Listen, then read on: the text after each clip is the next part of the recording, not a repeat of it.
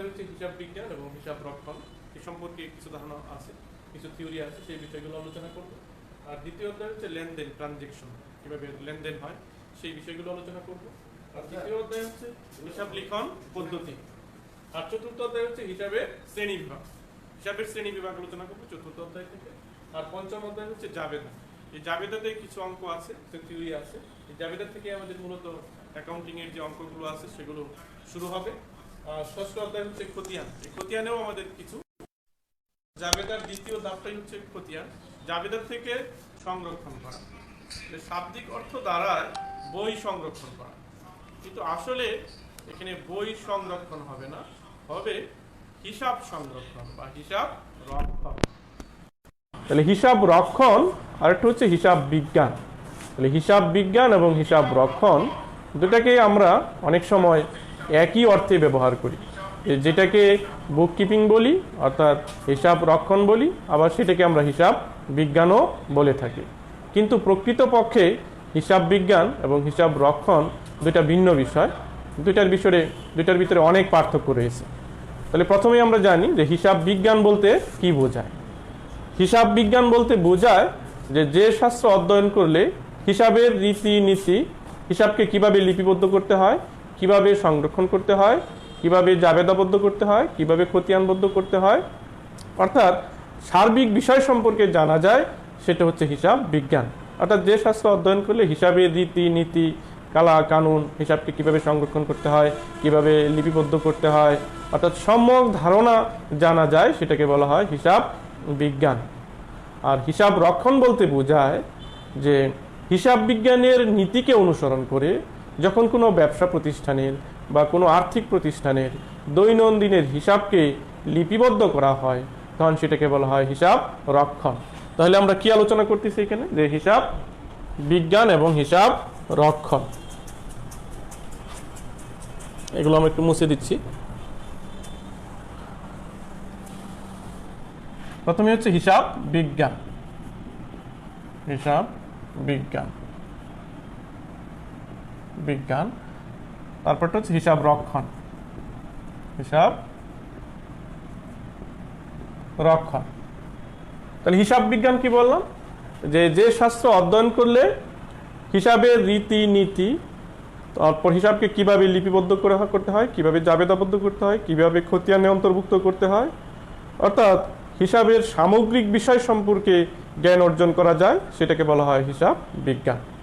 আর হিসাব রক্ষণ, হিসাব রক্ষণ হচ্ছে যে হিসাব বিজ্ঞানের নিয়ম নীতিকে অনুসরণ করে যখন কোনো ব্যবসা প্রতিষ্ঠানের দৈনন্দিনের হিসাবকে লিপিবদ্ধ করা হয় বা সংরক্ষণ করে রাখা হয়, যে রীতি অনুযায়ী, যে নিয়মকে ফলো করে, তখন সেটাকে বলা হয় হিসাব রক্ষণ। তাহলে কি দাঁড়াচ্ছে, যে হিসাব বিজ্ঞান হচ্ছে একটা সামগ্রিক বিষয় আর হিসাব রক্ষণ হচ্ছে হিসাব বিজ্ঞানের একটা অংশ। তাহলে কি দাঁড়াচ্ছে, যে হিসাব বিজ্ঞান হচ্ছে একটা বৃহৎ ধারণা আর হিসাব রক্ষণ তার তুলনায় কিন্তু অনেকটা ক্ষুদ্র একটা ধারণা। তাহলে আমরা জানি যে সাধারণত অনেক ক্ষেত্রে আমরা হিসাব বিজ্ঞান বলতেও যেটাকে বুঝে থাকি, হিসাব রক্ষণ বলতেও আমরা সেই বিষয়টাকেই বলে থাকি। আমরা অনেক সময় এই বিষয়টাকে আমরা অনেকেই বলি এটা হিসাব বিজ্ঞান, কেউ বলে এটা হিসাব রক্ষণ, কিন্তু দুইটার ভিতরে কিন্তু অনেক পার্থক্য রয়েছে। যে হিসাব বিজ্ঞানই একটা বিষয়, হিসাব রক্ষণই আরেকটা বিষয়। তো আমি একটু ধারণা দিলাম তোমাদের যে হিসাব বিজ্ঞান বিষয়টা কি আর হিসাব রক্ষণ জিনিসটা কি। তাহলে হিসাব বিজ্ঞানটা হচ্ছে একটা সামগ্রিক বিষয় আর হিসাব রক্ষণ হচ্ছে হিসাব বিজ্ঞানের একটা অংশ। তাহলে আমরা হিসাব বিজ্ঞান সম্পর্কে একটু ধারণা নিলাম, হিসাব রক্ষণ সম্পর্কে আমরা একটু ধারণা নিলাম। এখন এই হিসাব বিজ্ঞান সম্পর্কে আমাদের অনেকেরই বিভিন্ন মতভেদ আছে, যে কেউ এটাকে বলা হয় যে এটা বিজ্ঞানের বিষয়, কেউ বলে এটা কলা শাখার বিষয়, কলা বলতে বোঝায় মানবিক শাখার বিষয়, কেউ বলে যে না এটা দুটোই, এখানে বিজ্ঞানেরও অংশ আছে, এখানে কলারও অংশ আছে। আসলে প্রকৃতপক্ষে হিসাব বিজ্ঞানটা কি, সেই বিষয়টা নিয়ে আমরা এখন একটু আলোচনা করব। তাহলে বিষয়টা কি দাঁড়াচ্ছে, যে হিসাব বিজ্ঞান কি বিজ্ঞান না কলা। হিসাব বিজ্ঞান কলা না বিজ্ঞান না উভয়ই ব্যাখ্যা করো। বিষয়টা হচ্ছে এরকম যে হিসাব বিজ্ঞানটা কি কলা না বিজ্ঞান না উভয়ই ব্যাখ্যা করো। এখানে অনেকের মতে যেমন আমরা সামাজিক বিজ্ঞান, এখানে বিজ্ঞান লেখা আছে, আবার হিসাব বিজ্ঞান, সেখানেও বিজ্ঞান লেখা আছে, তাই না? তো এখন অর্থনীতি ধনবিজ্ঞান বলা হয়, সেটাও বিজ্ঞান। আসলে এগুলো কিন্তু পিওর বিজ্ঞান না, সামাজিক বিজ্ঞান বলা হয়। আবার হিসাব বিজ্ঞান, হিসাব সম্পর্কিত বিজ্ঞান। তাহলে কেউ কেউ বলে যে এটা বিজ্ঞানের বিষয়, কেউ বলে যে না এটা মানবিক শাখার বিষয়, আবার কেউ বলে যে না এটা দুইটারই সংমিশ্রণ। এখন সেই বিষয়টা নিয়ে আমরা একটু আলোচনা করব যে কেন এটাকে বিজ্ঞান বলা হয়, কেনই বা এটাকে মানবিক শাখার বিষয় বলা হয়, কেনই বা এটাকে আবার দুটারই সংমিশ্রণ বলা হয়, সেই বিষয় নিয়ে আমরা এখন একটু আলোকপাত করব। হিসাব বিজ্ঞান যে আমরা জানি যে হিসাব বিজ্ঞানে যথেষ্ট গাণিতিক যুক্তি আছে। তো এইখানে আমরা গাণিতিক শুদ্ধতা যাচাই করতে পারি, রেওয়া মিলের সাহায্যে হিসাবের সঠিকতাটা যাচাই করা যায়। আমরা জানি যে কোনো কিছু যখন সায়েন্টিফিকভাবে তার সঠিকতা শুদ্ধতা যাচাই করা যায় তখন সেটাকে আমরা বিজ্ঞান নামে অভিহিত করে থাকি। তো এখানেও যথেষ্ট গাণিতিক যুক্তি আছে, হিসাবের শুদ্ধতা যাচাই করা যায়, এখানে ম্যাথমেটিক্যাল টার্ম আছে, হিসাবের সাহায্যে গাণিতিক শুদ্ধতা, রেওয়া মিল আছে, জাবেদা, খতিয়ান, ফাইনাল অ্যাকাউন্টস। তো সব কিছুই দেখা যায়। এইগুলো যদি আমরা পর্যালোচনা করি তখন এই দিক থেকে মনে হয় যে হিসাব বিজ্ঞান হচ্ছে একটা বিজ্ঞানের বিষয়। আবার হিসাব বিজ্ঞানে কিন্তু যখন আমরা মানবিক বিষয়ে আসব বা ব্যবসা প্রতিষ্ঠানের ক্ষেত্রে আসব তখন সেই ক্ষেত্রে ব্যবসা প্রতিষ্ঠানের মুখ্য উদ্দেশ্য কি? মুনাফা অর্জন করা। আর মুনাফা অর্জন করতে হলে হিসাবকে যথাযথভাবে সংরক্ষণ করতে হবে। তাহলে হিসাব বিজ্ঞানে কি করা হয়? মুনাফার কথা বলা হয়, ব্যবসা বাণিজ্যের কথা বলা হয়, বিনিয়োগের কথা বলা হয়, তারপরে হচ্ছে কর্মসংস্থানের কথা বলা হয়। অর্থাৎ সামাজিক বিষয় নিয়েও সে আলোচনা করে থাকে। সামাজিক বিষয়, সামাজিক বিভিন্ন দিক, কর্মসংস্থান, বিনিয়োগ, লাভ লোকসান, হ্যাঁ, তো এই সকল বিষয়েও কিন্তু হিসাব বিজ্ঞান ধারণা দিয়ে থাকে। তো এদিক থেকে যখন বিবেচনা করা হয় তখন মনে হয় যে হিসাব বিজ্ঞান হচ্ছে একটা মানবিক শাখার বিষয়। আবার যখন গাণিতিকভাবে আমরা চিন্তা করি যে এখানে যথেষ্ট গাণিতিক যুক্তি আছে, হিসাবের সঠিকতা যাচাই করা যায়, তো সেই ক্ষেত্রে মনে হয় যে হিসাব বিজ্ঞান হচ্ছে একটা বিজ্ঞানের বিষয়। আবার যখন মানবিক দিক নিয়ে কথা বলে তখন মনে হয় যে হিসাব বিজ্ঞান হচ্ছে আসলে বিজ্ঞানের না, এটা মানবিক শাখার বিষয়। সর্বোপরি যদি আমরা সিদ্ধান্তে আসি তাহলে বলা যায় হিসাব বিজ্ঞান আসলে এককভাবে বিজ্ঞানও না, এককভাবে কলাও না, অর্থাৎ মানবিক শাখার বিষয় না। হিসাব বিজ্ঞানে দুইটারই সংমিশ্রণ আছে। এই জন্য এটাকে বলা হয় যে হিসাব বিজ্ঞান আসলে প্রকৃতপক্ষে বিজ্ঞানও না, আবার প্রকৃতপক্ষে এটা মানবিক শাখারও বিষয় না। এখানে দুইটা বিষয় নিয়ে আলোচনা করা হয়, এই জন্য এটাকে স্পেসিফিক বিজ্ঞানও বলা যাবে না, আবার স্পেসিফিক মানবিক শাখারও বিষয় বলা যাবে না। এই হচ্ছে হিসাব বিজ্ঞান কি বিজ্ঞান না কলা সে সম্পর্কিত আমাদের কিছু ধারণা। এখন এই হিসাব বিজ্ঞান অধ্যয়নের প্রয়োজনীয়তা, অর্থাৎ হিসাব রক্ষণের প্রয়োজনীয়তা, হিসাব রক্ষণের প্রয়োজনীয়তা,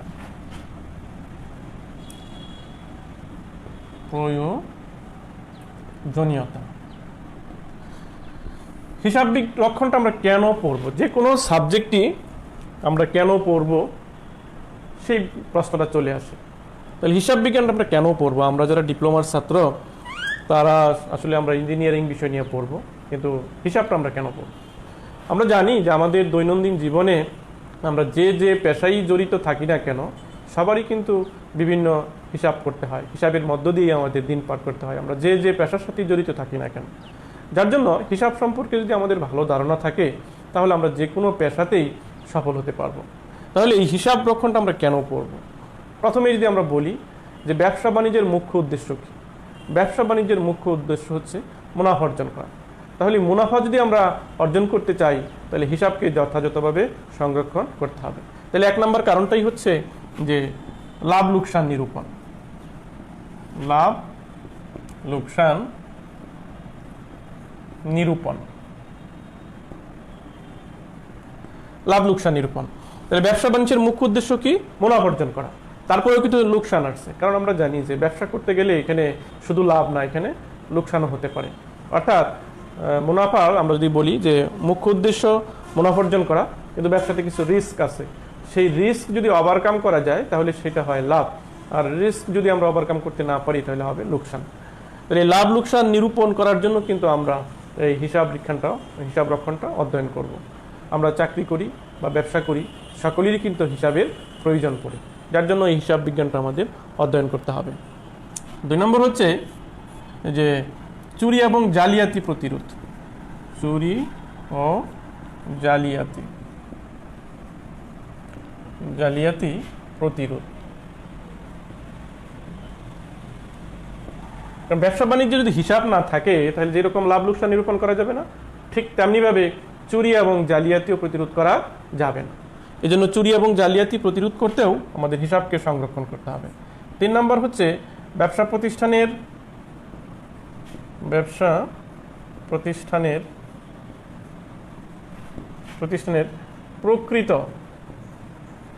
প্রকৃত আর্থিক অবস্থা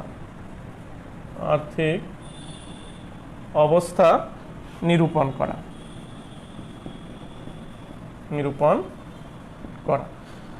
তোমরা খাতা কলম থাকলে যদি সাথে থাকে এই পয়েন্টগুলো নোট ডাউন করতে পারো, পরবর্তীতে তোমাদের কাজে লাগবে। ব্যবসা প্রতিষ্ঠানের প্রকৃত আর্থিক অবস্থা নিরূপণ করা, অর্থাৎ ব্যবসা প্রতিষ্ঠানের হিসাব থেকেই কিন্তু আমরা সেই ব্যবসা প্রতিষ্ঠানের প্রকৃত আর্থিক অবস্থাটা নিরূপণ করতে পারবো। ব্যবসা প্রতিষ্ঠানের বাহিরের চাকচিক্য দেখে মন্তব্য করা যাবে না যে এই প্রতিষ্ঠানটা ভালো বা এই প্রতিষ্ঠানটা খারাপ। যতক্ষণ পর্যন্ত না হিসাবের খাতা না খুলবো ততক্ষণ পর্যন্ত বলা যাবে না যে এই প্রতিষ্ঠানটা আসলে প্রকৃত অর্থে কি অবস্থায় আছে, তার ব্যবসায়িক সফলতা কতটুকু। যদি হিসাবের খাতা খোলা হয় তাহলে বোঝা যাবে তার সার্বিক অবস্থাটা কি। 4 নম্বর বলতে পারি আমরা তুলনামূলক পর্যালোচনা। তুলনামূলক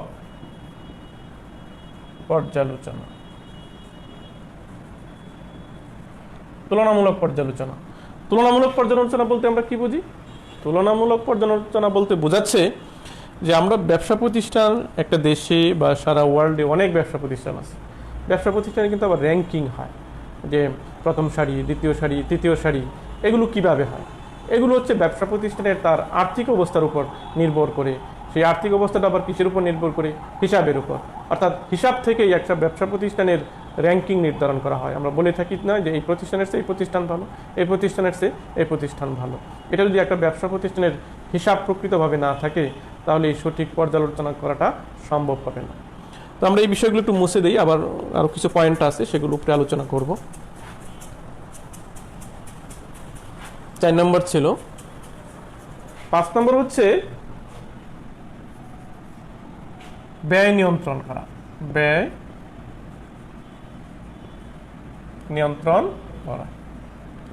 নিয়ন্ত্রণ করা বলতে বোঝায় যে একটা ব্যবসা প্রতিষ্ঠানের আমরা জানি যে দ্রব্য উৎপাদন করতে হলে তার কিছু খরচ হয়। খরচের আবার কিছু ক্লাসিফিকেশন আছে, ভাগ আছে। একটা হচ্ছে উৎপাদনশীল খাতে ব্যয়, আর একটা হচ্ছে অনুৎপাদনশীল খাতে ব্যয়। উৎপাদনশীল খাতের ব্যয় বলতে বোঝায় যে ব্যয়টা সরাসরি উৎপাদনের সাথে সম্পৃক্ত, সেটাকে বলা হয় উৎপাদনশীল ব্যয়। যেমন কাঁচামাল ক্রয়, শ্রমিকের মজুরি ইত্যাদি খরচ। আর একটা হচ্ছে অনুৎপাদনশীল ব্যয়। অনুৎপাদনশীল ব্যয় হচ্ছে যেটা উৎপাদনের সাথে সরাসরি জড়িত না, সেটা বিক্রয়ের সাথে জড়িত, কিন্তু সেটা উৎপাদন ব্যয়, সেটা হচ্ছে অনুৎপাদনশীল উৎপাদন ব্যয়। তাহলে অনুৎপাদনশীল উৎপাদন ব্যয় কোনগুলো? যেমন দ্রব্যকে বাজারে বিক্রি করতে হলে বিজ্ঞাপন দিতে হয়, তার সুন্দর প্যাকেজিং করতে হয়, এই সকল খরচকে বলা হয় অনুৎপাদনশীল ব্যয়। তাহলে অনেক সময় দেখা যায় যে উৎপাদনশীল ব্যয়ের তুলনায় অনুৎপাদনশীল ব্যয় বেড়ে যায় দ্রব্যের বিক্রিকে বৃদ্ধি করার জন্য। যখন উৎপাদনশীল ব্যয়ের তুলনায় অনুৎপাদনশীল ব্যয় বেড়ে যায় তখন অনেক ক্ষেত্রেই দ্রব্যের গুণগত মানটা কমে যায়, যা হিসাবের খাতার থেকেই নিয়ন্ত্রণ করা যায়। হিসাবের খাতা থেকে যদি দেখা যায় যে সরাসরি উৎপাদিত দ্রব্যের উৎপাদন খরচ যদি অনুৎপাদনশীল খরচ বেশি হয় তাহলে সেই ক্ষেত্রে দ্রব্যের গুণগত মানটা নষ্ট হয়ে যেতে পারে। তাহলে সেই ক্ষেত্রে ব্যয়টাকে নিয়ন্ত্রণ করা সম্ভব যদি যথাযথভাবে হিসাবটা সংরক্ষণ করা থাকে। আর যদি যথাযথভাবে হিসাবকে সংরক্ষণ করা না যায় তাহলে ব্যয়টাকে নিয়ন্ত্রণ করা যায় না। অনেক সময় বেশি হয়ে যেতে পারে, অনেক সময় কম হয়ে যেতে পারে। তারপরে আরেকটা হচ্ছে যে কর নির্ধারণ।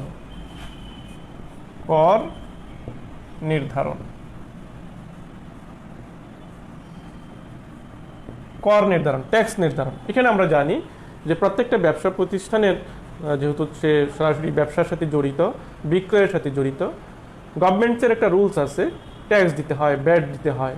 এবং ট্যাক্স ভ্যাটটা সরকার কিসের উপর নির্ধারণ করবে, কিভাবে নির্ধারণ করবে? তখন যদি একটা ব্যবসা প্রতিষ্ঠানের হিসাব না থাকে তাহলে সঠিকভাবে ট্যাক্স নির্ধারণ করা যায় না। আর যদি হিসাবটা যথাযথভাবে সংরক্ষণে থাকে তাহলে গভর্নমেন্টের কি ট্যাক্স নির্ধারণ করতে সহজ হয়, সে কত টাকা ট্যাক্স দিবে এবং কত পার্সেন্ট ট্যাক্স দিবে। কারণ ট্যাক্সেরও আবার রেশিও আছে, যে ইনকাম যদি বেশি থাকে তাহলে এক ধরনের ট্যাক্স হবে, ইনকাম যদি কম হয় তাহলে আরেক ধরনের ট্যাক্স হবে। এই জন্য হিসাবকে যথাযথভাবে সংরক্ষণ করতে হয়। তারপর হচ্ছে স্থায়ীভাবে হিসাবকে সংরক্ষণ। স্থায়ীভাবে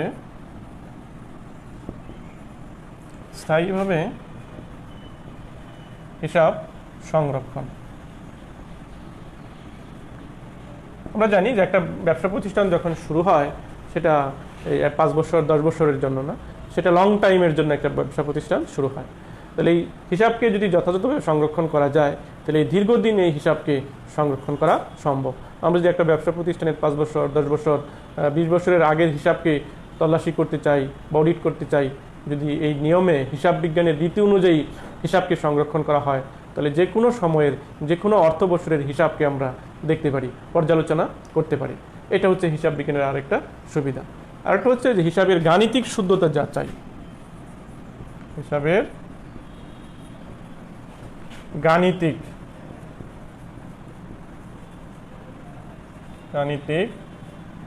শুদ্ধতা যাচাই, অর্থাৎ হিসাবটা সঠিক কিনা। হিসাব বিজ্ঞানের রীতি অনুযায়ী যদি হিসাবকে সংরক্ষণ করা হয় তাহলে আমরা সেই হিসাবের সঠিকতা যাচাই করতে পারবো। আর আমরা সচরাচর আমাদের ব্যক্তি জীবনে যে হিসাব করি সেই হিসাবের কিন্তু সঠিকতা যাচাই করা যাবে না। আর হিসাব বিজ্ঞানের নীতি এবং রীতি অনুযায়ী যদি হিসাবকে সংরক্ষণ করা হয় তাহলে সেই হিসাবের চুরি এবং জালিয়াতি প্রতিরোধ করা সম্ভব, হিসাবের সঠিকতাও যাচাই করা সম্ভব। তারপরে আরেকটা হচ্ছে 9 নম্বর বলতে পারি আমরা দেনা পাওনা পরিশোধ। দেনা পাওনার পরিমাণ নির্ধারণ।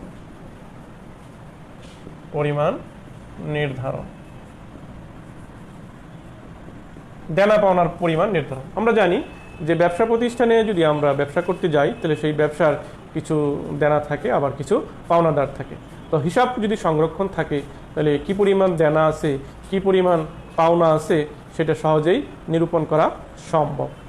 আরেকটা হচ্ছে যে তুলনামূলক পর্যালোচনা, কারবারের প্রকৃত অবস্থা, এগুলো আমরা আলোচনা করছি। আরেকটা হচ্ছে যে নগদ টাকার অবস্থা নিরূপণ। তাহলে উপরেরগুলো আমরা একটু মুছে দেই। তোমরা এগুলো একটু নোট ডাউন করে নিও খাতায়। নগদ 9 নম্বর, এটা নগদ টাকার পরিমাণ নির্ধারণ। নগদ টাকার পরিমাণ নির্ধারণ। আমরা জানি যে ব্যবসা করতে গেলে ব্যবসার কিছু নগদ লেনদেন হয়, কিছু বাকিতে লেনদেন হয়। তো যদি ব্যবসার হিসাবটা যথাযথভাবে থাকে হিসাব বিজ্ঞানের নীতি অনুযায়ী এবং রীতি অনুযায়ী, তাহলে কি পরিমাণ নগদ টাকা আছে ব্যবসার, কি পরিমাণ বাকি আছে, সবগুলোই জানা সম্ভব। অর্থাৎ ব্যবসার নগদ টাকার পরিমাণটা নির্ধারণ করা যায় সহজেই, যে ব্যবসাতে কি পরিমাণ নগদ মূলধন আছে বা নগদ টাকা আছে। তারপরে হচ্ছে আমরা জানি যে আর্থিক অবস্থা, মোটামুটি আমাদের এই বিষয়গুলো চলে আসছে যে হিসাব বিজ্ঞান অধ্যয়নের যে রক্ষণের কি প্রয়োজনীয়তা আছে বা কি গুরুত্ব আছে, কি উদ্দেশ্য আছে, মোটামুটি এই বিষয়গুলোই আমাদের চলে আসে। আর দু একটা পয়েন্ট আছে আমাদের, কিন্তু ম্যাক্সিমামই আমাদের চলে আসছে যে হিসাব বিজ্ঞান আমরা কেন অধ্যয়ন করব, এটার প্রয়োজনীয়তাটা কি হিসাব রক্ষণের। এই হচ্ছে আমাদের মোটামুটি হিসাব রক্ষণের উদ্দেশ্যটা, গুরুত্ব বা প্রয়োজনীয়তা। বিভিন্ন নামে অনেক সময় পরীক্ষায় থাকে যে হিসাব রক্ষণের উদ্দেশ্য, গুরুত্ব বা প্রয়োজনীয়তা। উদ্দেশ্যও থাকতে পারে, গুরুত্বও থাকতে পারে, প্রয়োজনীয়তাও থাকতে পারে। তাহলে আমরা এই অধ্যায় থেকে কী শিখলাম? প্রথমে আমরা আলোচনা করছি যে হিসাব রক্ষণ বলতে কি বোঝায়, হিসাব বিজ্ঞান বলতে কি বোঝায়, হিসাব বিজ্ঞান এবং হিসাব রক্ষণের মধ্যে পার্থক্য। এটা ইম্পর্টেন্ট প্রশ্ন, অনেক সময় পরীক্ষাতে আসে যে হিসাব বিজ্ঞান বলতে কি বোঝায় বা হিসাব রক্ষণ বলতে কি বোঝায় এবং এই দুইটার ভিতরে কি পার্থক্য রয়েছে। ইম্পর্টেন্ট একটা প্রশ্ন। পরবর্তীতে আমরা আলোচনা করছি যে হিসাব বিজ্ঞানটা কি কলা না বিজ্ঞান না উভয়ই ব্যাখ্যা করো। এটাও একটা গুরুত্বপূর্ণ বিষয়, টপিকস অনেক সময়ই থাকে, এটা তোমরা ভালো করে এটা শিখে নেবে যে হিসাব বিজ্ঞান বলতে কি বোঝায়, হিসাব বিজ্ঞান কি কলা না বিজ্ঞান না উভয়ই ব্যাখ্যা করো। এটা আমরা ইতিমধ্যে আলোচনা করেছি, তোমরা এটা বাসায় একটু ভালো করে দেখে নেবে। আর আরেকটা বিষয় আলোচনা করেছি আমরা যে হিসাব বিজ্ঞান অধ্যয়নের প্রয়োজন, রক্ষণের প্রয়োজনীয়তা বা গুরুত্ব বা এর উদ্দেশ্য, যে হিসাব রক্ষণটা আমরা কেন অধ্যয়ন করব, কেন এটা আমরা আলোচনা করতেছি আর প্রয়োজনীয়তাটা কি। আমরা যেহেতু ডিপ্লোমার ছাত্র বা আমরা ইঞ্জিনিয়ার হব, তো সেক্ষেত্রে আমরা কেন হিসাবটা করব। তো আমরা আগে আলোচনা করেছি যে আমরা যে যে বিষয় নিয়েই পড়াশোনা করি না কেন, যে যাই হই না কেন, ইঞ্জিনিয়ার হই, ডাক্তার হই, আর প্রফেসর হই, আর যাই হই, সবারই কিন্তু হিসাবটা প্রয়োজন। তো হিসাবটা যদি আমাদের জানা থাকে, আমি যদি একজন উদ্যোক্তা হই, আমি যদি একজন চাকরিজীবী হই, তাহলে আমার সেই হিসাবটা বুঝতে এবং প্রতিষ্ঠানটা পরিচালনা করতে আমার জন্য অনেক ক্ষেত্রেই সহজ হবে, এবং আমি সহজেই বিষয়গুলো ধরতে পারবো যে ব্যবসা প্রতিষ্ঠানের মুখ্য উদ্দেশ্য হচ্ছে কি মুনাফা অর্জন করা। আর এই বিষয় সম্পর্কে যদি আমার ধারণা থাকে, তাহলে ব্যবসা প্রতিষ্ঠানের হিসাবের সঠিকতা আমি যাচাই করতে পারবো, ব্যবসা প্রতিষ্ঠানে কি চুরি জালিয়াতি হচ্ছে কিনা সেই বিষয়গুলো আমি পর্যালোচনা করতে পারবো। তাহলে বাস্তব জীবনে আমাদের এই হিসাব রক্ষণের প্রয়োজনীয়তা আছে কিন্তু অনেক, এই জন্য হিসাব বিজ্ঞানটা আমাদেরকে অধ্যয়ন করতে হবে। তাহলে প্রথম অধ্যায়ে আমাদের মোটামুটি এই বিষয়গুলোই ছিল। তো আগামী ক্লাসে আমরা পরবর্তী যে অধ্যায়টা আছে লেনদেন, সেই লেনদেন নিয়ে আলোচনা করব। আজকে যে বিষয়গুলো আলোচনা হয়েছে, তোমাদের যদি বই থাকে বাসায় বই খুলে সেই পর্যালোচনাগুলো একটু বইয়ের সাথে মিলিয়ে নেবে, এবং পাশাপাশি তোমরা সেই বিষয়গুলো নিজেদের আয়ত্তে নিয়ে আসবে। পরবর্তীতে আমরা আরেকটা বিষয় নিয়ে আলোচনা করব, সেই পরবর্তী বিষয়টা হচ্ছে দ্বিতীয় অধ্যায়ের লেনদেন। লেনদেন নিয়ে আমরা আগামী ক্লাসে আলোচনা করব। যদি লেনদেন শেষ হয়ে যায়, তাহলে পরের অধ্যায়টা আমি আলোচনা করব, সেটা হচ্ছে হিসাব লিখন পদ্ধতি। তোমরা পারলে পরবর্তী ক্লাসে যে বিষয়গুলো আলোচনা করব সেগুলো একটু বাসায় দেখে আসবে মনোযোগ দিয়ে। তো আজকে এই পর্যন্তই থাকুক, তোমরা ভালো থাকো, পরবর্তী ক্লাসের অপেক্ষায় থাকলাম। ধন্যবাদ সবাইকে। ওয়ালাইকুম আসসালাম।